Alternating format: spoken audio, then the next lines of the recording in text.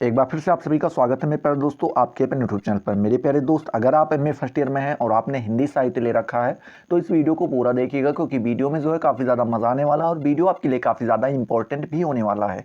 Important इसलिए होने वाला है क्योंकि हम बात करने वाले हैं हिंदी साहित्य के पेपर नंबर 2 के बारे में, जिसका नाम है आधुनिक गद्य। उसमें हम अचल गुत्तरी वाले सेक्शन को कवर करेंगे और देखेंगे कि इसमें से किस प्रकार से प्रश्न पूछे जा सकते हैं और आपको उन्हें किस प्रकार से जवाब देने होंगे। तो ये जो दूसरा प्रश्न पत्र है या द्वितीय प्रश्न पत्र है, इसमें से हमने करीब करीब 40 से 50 के बीच में प्रश्न कवर किए हैं और ये करीब करीब 2 से 3 वीडियोज़ में आपका पूरा कवर कर लिया जाएगा। इन तीनों वीडियोज़ को आप देख लीजिए, मैं गारंटी देता हूँ कि यहाँ से बाहर निकल के नहीं जाने वाला है। अगर आपने इसके पहले की वीडियोज़ को पेपर नंबर 1 के लघुत्तरीय प्रश्न को नहीं देखा है तो डिस्क्रिप्शन में लिंक दी हुई, पहले आप उन चीज़ों को देखिए फिर इनको देखिए, तो आप अच्छे से कनेक्ट भी कर पाएंगे और समझ भी पाएंगे। ठीक है, तो चलिए देखते हैं आज का पहला प्रश्न।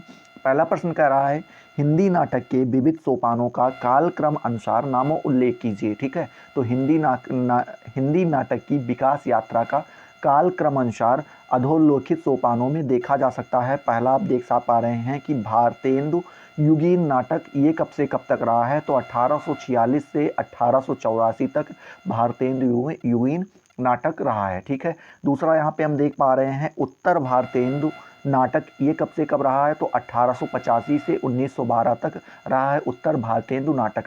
ठीक है, तीसरा नंबर कह रहा है कि प्रसाद युगीन नाटक, ये कब से कब तक रहा है, तो 1913 से 1932 तक जो है कौन सा रहा है, प्रसाद युगीन नाटक रहा है। और फिर आगे आ जा रहा है चौथा पॉइंट यहाँ पे कि प्रसादोत्तर नाटक, ये 2 भागों में बांटा गया है, का और खा। का जो है स्वतंत्रता युगीन नाटक, मतलब स्वतंत्र युगीन, जब स्वतंत्रता के लिए संघर्ष किया जा रहा था, स्वतंत्रता के लिए लोग लड़ रहे थे, संघर्ष कर रहे थे, उस समय का 1933 से 1947 के बीच वाला है समय। और अगर अगला है खा नंबर दूसरा जो है वो कह रहा है स्वतंत्रोत्तर नाटक, सन 1947 के उपरांत, जब आपको स्वतंत्रता प्राप्त हो गई उसके बाद, यानी 1947 के बाद के समय को हम दूसरे भाग में ले जाते हैं। ठीक है, तो देखते हैं दूसरा नंबर प्रश्न। दूसरा नंबर प्रश्न कह रहा है कि प्रसाद युगीन की प्रमुख नाटककारों का नाम लिखिए, के नाम बताइए। मतलब यहाँ के जो प्रसाद युग में जो प्रमुख नाटककार हुए हैं उनके बारे में हमें बताना, उनके नाम गिनाने हैं। तो हम देख लेते हैं प्रसाद युगीन नाटककारों के में माखनलाल चतुर्वेदी पहले आ जाते हैं, इन्होंने कृष्ण अर्जुन युद्ध जो है लिखा है। दूसरे आपके आ जाते हैं पंडित गोविंद बल्लभ पंत, इन्होंने वरमाला राजमुकुट लिखा है। पांडे बेचन शर्मा उग्र, इन्होंने महात्मा ईश लिखा है। मुंशी प्रेमचंद, इन्होंने करबला और संग्राम लिखा है। ये सारे कौन से हैं, तो ये प्रसाद युगीन नाटककार हैं। ठीक है, तीसरा प्रश्न देख लेते हैं। तीसरा प्रश्न कह रहा है जयशंकर प्रसाद की प्रमुख नाट्य रचनाओं का नामों उल्लेख कीजिए। जो नाट्य रचनाएं लिखी हैं राम और जयशंकर प्रसाद जी ने, उसके बारे में हमें बताना है। तो प्रकाशन वर्ष के आधार पर जयशंकर प्रसाद की प्रमुख नाट्य रचनाओं को इस प्रकार से व्यवस्थित करके देखा जा सकता है। जैसा पहला आप देख पा रहे हैं सज्जन, ये 1910 में रिलीज़ की गई थी। रिलीज़ का मतलब ये हुआ कि प्रकाशित की गई थी। ठीक है, दूसरा यहाँ पे है कल्याणी परिणय, ये 1912 में रिलीज़ की गई थी। करुणालय, ये 1913 में रिलीज हुई थी। बात करें प्रयाश्चित, ये 1914 में हुई थी। राजश्री, ये 1915 में हुई थी। और विशाख, ये 1921 में हुई थी। आजाद शत्रु 1922 में हुई थी। कामना जो है 1923 और 24 के बीच में हुई थी। जन्मेजय का नाग यज्ञ, ये 1923 में हुई थी। स्कंदगुप्त 1928 में हुई थी। एक घूंट 1929 में हुई थी। चंद्रगुप्त, ये 1932 में हुई थी। ध्रुव स्वामिनी, ये जो है 1933 में हुई थी। ये सारी बताई जा रही, और भी सारे थे लेकिन ये मुख्य आपके यहाँ पे क्या कर दिए गए हैं, गिना दिए गए हैं। ठीक है, चौथा नंबर प्रश्न देखते हैं। चौथा नंबर प्रश्न कह रहा है जयशंकर प्रसाद के पिता का नाम बताइए। तो उनके पिता का नाम था देवी प्रसाद। उनके पिता जयशंकर प्रसाद जी के पिता का क्या नाम था, देवी प्रसाद था। ये आपको यहाँ पे ध्यान में रखना है। पांचवा नंबर प्रश्न कह रहा है होरी और धनिया किस उपन्यास के पात्र हैं। तो आपको ध्यान में रखना है गोदान के ये दोनों क्या हैं, पात्र हैं। ठीक है, छठा नंबर देख लेते हैं। होरी के बेटे का क्या नाम था। तो होरी के बेटे का नाम था गोबर, ये आपको यहाँ पे ध्यान में रखना है। सातवां नंबर प्रश्न कह रहा है स्त्री समस्या पर लिखे गए प्रेमचंद्र के 2 उपन्यासों के नाम बताने हैं। तो पहला कौन सा था, सेवा सदन, और दूसरा कौन सा था, निर्मला। ये दोनों स्त्री समस्या के ऊपर लिखे गए उपन्यास रहे। किसके द्वारा लिखे गए थे, तो ये प्रेमचंद्र जी के द्वारा दोनों लिखे गए थे। ठीक है, अगला प्रश्न देखते हैं, 8वां नंबर प्रश्न। 8वां नंबर प्रश्न आपका कह रहा है कि उपन्यास को आप कैसे परिभाषित करेंगे। तो यहाँ पर 1 मिनट आप देख पा रहे हैं उपन्यास शब्द की व्युत्पत्ति उप प्लस न्यास से हुई है। उप का अर्थ होता है निकट और न्यास का अर्थ होता है रखी हुई वस्तु, अर्थात उपन्यास शब्द का मूल अर्थ है निकट रखी हुई वस्तु। किंतु आधुनिक गद्य में उपन्यास का उपयोग साहित्य के एक ऐसे स्वरूप विशेष के लिए होता है जिसमें एक दीर्घ गाथा का वर्णन गद्य में किया जाता है। भरत मुनि ने उपन्यास के लिए क्या लिखा है उपपत्तिकृतो हयार्था। ये इन्होंने किसने लिखा है, भरत मुनि ने लिखा है। तथा उन्होंने और भी लिखा है कि प्रसादनम, ये भी इन्होंने किसने कहा है, तो भरत मुनि ने कहा है, जिसका आशय होता है किसी अर्थ को, क्या होता है मेरे प्यारे दोस्त, किसी अर्थ को युक्तिपूर्ण ढंग से प्रस्तुत करने वाला तथा प्रशंसा प्रदान करने वाला कथा साहित्य उपन्यास कहलाता है। या किसका कहना है, तो भरत मुनि जी का कहना है। ठीक है। 9वां नंबर प्रश्न देखते हैं, उपन्यास के कौन कौन से तत्व हैं, तो आपको यहाँ पे बताने हैं। तो उपन्यास के निम्नलिखित तत्व हैं। पहला क्या है, कथा वस्तु होनी चाहिए उपन्यास में। दूसरा, पात्र या चरित्र चित्रण होना चाहिए। तीसरा, यहाँ पे कथोपकथन होना चाहिए। और चौथा, यहाँ पे देश काल एवं वातावरण होना चाहिए। 5वां, भाषा शैली का प्रयोग होना चाहिए। और 7वां, छठा जो है उसमें उद्देश्य दिया होना चाहिए। ठीक है। आगे देखते हैं 10वां नंबर प्रश्न। 10वां नंबर प्रश्न कह रहा है मेरे प्यारे दोस्त, हिंदी साहित्य के प्रमुख आंचलिक उपन्यासों के नाम बताइए। तो मैला आंचल ये पहला रहा। दूसरा रहा परती परिकथा। तीसरा रहा बलचनमा। अगला रहा वरुण के बेटे। अगला रहा काका। उसके बाद रहा कब तक पुकारूं। उसके बाद रहा पानी के प्रचीर। और उसके बाद रहा जल टूटता हुआ। ये सारे क्या रहे, आंचलिक उपन्यास रहे हिंदी के प्रमुख। ठीक है। देखते हैं 11वां नंबर प्रश्न कह रहा है कि हिंदी के प्रमुख ऐतिहासिक उपन्यासों के नाम बताइए। तो वैशाली का नगर वधू ये क्या रहा आपका ऐतिहासिक रहा है। रक्त की प्यास, विराट की पद्मिनी, झांसी की रानी, लक्ष्मीबाई, मृगनयनी, कचनार, अचल में दा कोई, सोना, टूटे काटे और उसके बाद अमरबेल। ये सारे क्या रहे हैं, ऐतिहासिक उपन्यास रहे हैं। ठीक है। आगे देखते हैं 12वां नंबर प्रश्न कह रहा है प्रेमचंद्र का वास्तविक नाम क्या था। तो इनका वास्तविक नाम था धनपत राय। ये किसका नाम था, प्रेमचंद्र जी का था। अगला प्रश्न कह रहा है गोदान का रचना काल बताइए। तो गोदान की रचना काल कब रहा है, 1936 ईस्वी रहा है। 14वां नंबर प्रश्न कह रहा है भोला और झुनिया, क्या भोला और झुनिया में क्या संबंध था। तो ये दोनों पिता पुत्री थे। भोला उसके पिता थे और पुत्री उसका नाम उसके झुनिया था। ठीक है। आगे देखते हैं निबंध शब्द की व्युत्पत्ति बताइए।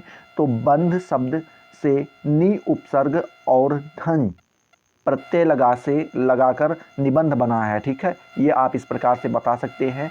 16वां नंबर प्रश्न कह रहा है रसज्ञ रंजन के निबंधकार कौन है। तो आपको ध्यान में रखना है आचार्य महावीर प्रसाद द्विवेदी जी हैं किसके, रजज्ञ रंजन के निबंधकार हैं। ठीक है। बात करें 17वां नंबर प्रश्न, अगला कह रहा है 17वां नंबर कि आम फिर बौराए गए किसकी रचना है। तो ये आपको बताना है डॉक्टर हजारी प्रसाद द्विवेदी जी की रचना है। ठीक है। 18वां नंबर प्रश्न कह रहा है आंगन का पंछी और बंजारा मन किसकी कृति है। तो आपको ध्यान में रखना है कि ये डॉक्टर विद्यानिवास मिश्र जी की कृति है। बात करते हैं 19वां नंबर प्रश्न, प्रिया नीलकंठी किसकी रचना है। तो आपको ध्यान में रखना है कुबेर नाथ राय जी की ये क्या है, रचना है। ठीक है।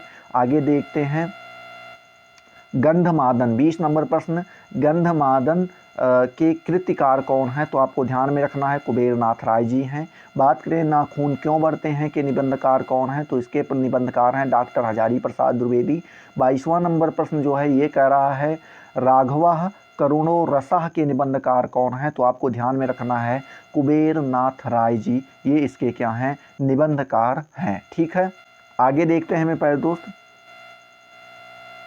23 नंबर प्रश्न क्या कह रहा है। 23 नंबर प्रश्न कह रहा है कि मनोविकारों से संबंधित शुक्ल जी के 2 निबंधों का नाम लिखिए। तो मनोविकार से संबंधित शुक्ल जी के 2 निबंध के नाम लिखने हैं। तो भय और क्रोध, ईर्ष्या, लज्जा और ग्लानि, ईर्ष्या, पहला कौन सा, भय और क्रोध, दूसरा ईर्ष्या है, तीसरा लज्जा और ग्लानि, चौथा है घृणा। ये सारे मनोविकारों से संबंधित शुक्ल जी के निबंध थे।